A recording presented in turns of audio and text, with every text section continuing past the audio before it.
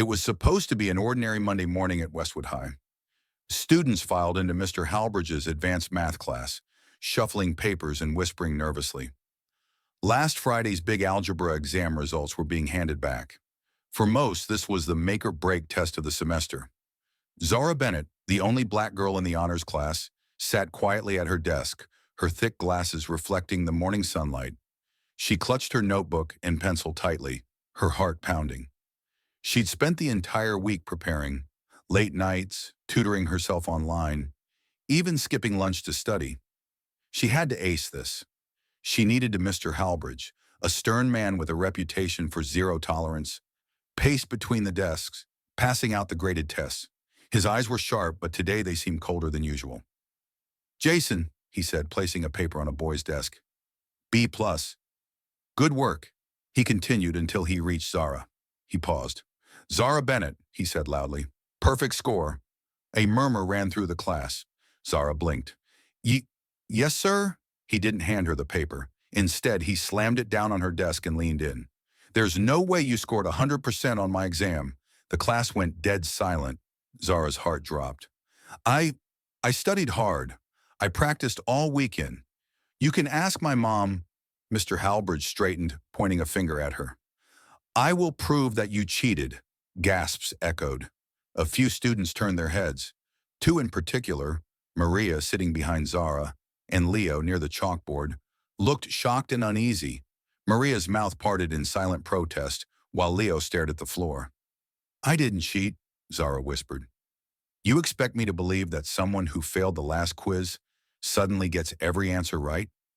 And not just right, but with my exact steps. Even the side notes." Zara's eyes welled up. "I was struggling before, but I worked really hard. Please believe me." "I don't tolerate dishonesty in my class," Mr. Halbridge snapped. "We're going to the principal's office."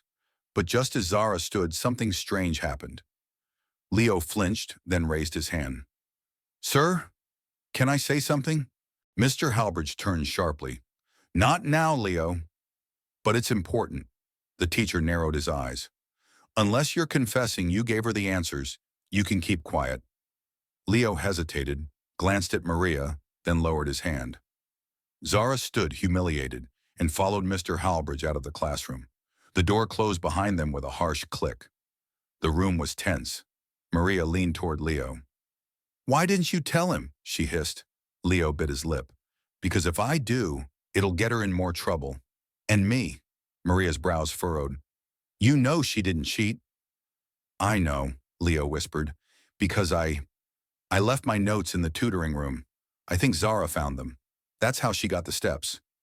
Maria's eyes widened. "So she studied them? That's not cheating." "I know," Leo said again, "but Halbridge won't believe that. He's already made up his mind." Back in the hallway, Mr. Halbridge marched Zara toward the office.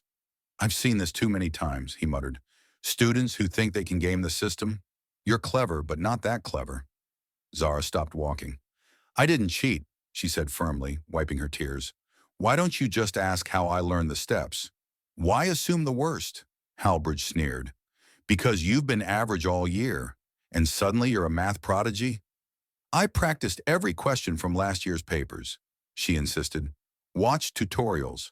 Made my own mock tests," the teacher scoffed. "Let's see what the principal thinks." But before they reached the office, a voice called from behind. "Wait!" It was Maria, breathless, clutching a notebook. "Sir, please. Zara didn't cheat. Leo left his notes in the tutoring room last week. She found them and used them to study." Zara's head whipped around. "Maria! She worked hard. I saw her in the library every day. She even explained the problems to me." Halbridge frowned. "That doesn't prove anything." Maria opened the notebook in her hand. "This is Zara's. Look, pages of problems, dates, corrections, highlighted steps. She practiced. Even your extra credit problems." Zara slowly took the notebook, flipping through it. "I did these the night before the exam. I even found Leo's note sheet. He had your method written out. That's how I learned it." Halbridge stared at the pages, his face unreadable. "I'll need to verify this," he said stiffly. Zara didn't move. "Do you believe me now?" but Halbridge didn't answer. The next morning, a notice was taped to the classroom door. Class starts at 9:15 today. There will be an announcement. Students gathered early, buzzing with speculation. Zara sat alone, trying to focus on her book, her shoulders tense. Mr. Halbridge entered, followed by Principal Reed. He cleared his throat. Before we begin, I owe this class an apology, and especially you, Zara. The room froze. I accuse Zara of cheating based on assumptions and without proper evidence, he said. Upon reviewing her notebook, Leo's misplaced study guide, and hearing from multiple students, it's clear she earned her grade honestly. Zara blinked, barely believing what she was hearing.